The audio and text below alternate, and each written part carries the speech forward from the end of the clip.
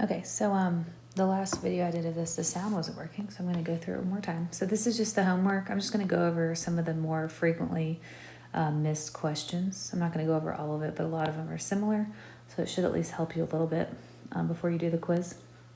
So tires, this one you're just choosing which law. The key thing is to look at like the variables, okay, that you're talking about. So here we're talking about tires on our bike. So normally your tires are nice and pumped up, makes it easier to ride. But if you leave your bike out in the cold at night, you might notice when you come back the next day, then maybe your tire is a little bit more flat than it was the day before. Okay, so it almost seems like your tire loses air when really what's happening is because the temperature is going down.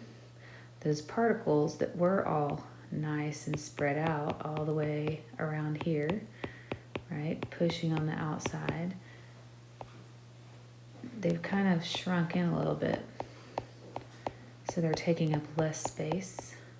So even though when my temperature went down, my volume also went down.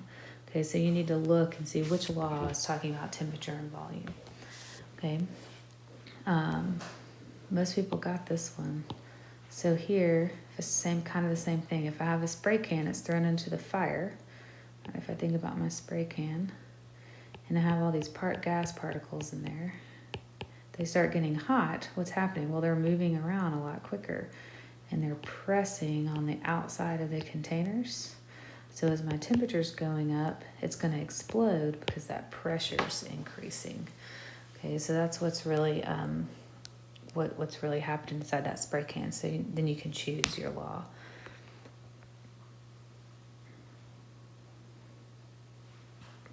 Okay, so I think, yeah, everyone did okay on this one. It was this one that we need to look at. So here's my formula. So it's talking about a sample at 25 liters, 10 degrees Celsius, and a constant pressure. Okay, so when it says constant pressure and I don't have any numbers, what that means is I can kind of ignore this pressure, because remember, we took all of those individual equations and shoved them into one. And so if I don't have one of the variables, I can ignore it on both sides. And now I just have my regular old Charles's law equation. So it's rather than trying to remember all the different formulas, you can just remember the one, right? And then you can kind of mark out what you don't need. One thing that maybe messed you up is to don't forget to change your Celsius to Kelvin. Okay, or Celsius has to convert to Kelvin in order to calculate these. So I have to add 273.15 to my temperature. So if I look at my numbers, so a sample has 25 liters, so that's my volume. And then my temperature is now 283.15. Okay. And then the final volume, second volume, is 50. And then I'm looking for the new temperature. Okay. So I can cross multiply here. So 283.15, I'll write it out, times 50 equals 25 times T2. Okay, so when I multiply and divide, I end up with 566. And then I rounded to 570 because of my sig figs and my numbers up here. All of my numbers had 2, so I had to round. I think everyone did okay on this one. You're just plugging it in. So like this would be my pressure, my moles, volume, and remember R is 0.0821. Okay, so when I plug that in, then I'm left with just my temperature. Okay, I think it was this one that we need to look at. So this one, I'm giving grams instead of moles. So I'm using the same formula, but so I can plug in my pressure. Let's see, pressure's 2. I'm looking for volume, so that's what I don't know. And then my moles. How can I get my moles? Well, I'm given 23 grams of neon.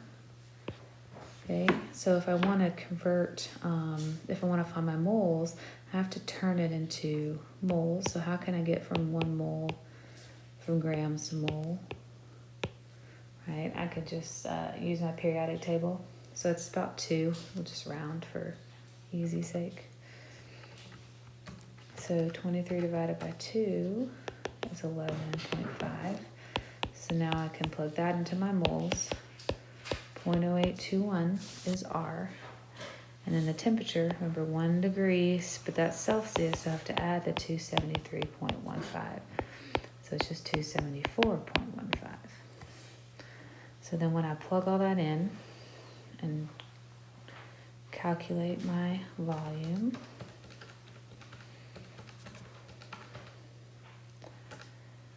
divided by 2, I end up with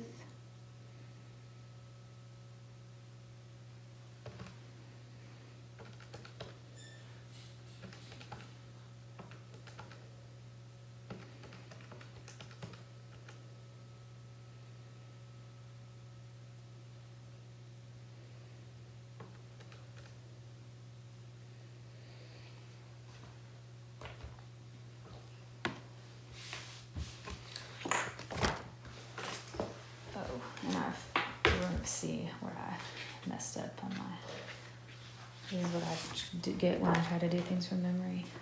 This is 20, not just 2. I was thinking helium, so 23 divided by 20 is 1. I was a 10 off, 1.15.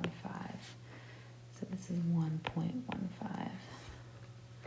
Let me try that again. 0.021 times 1.15.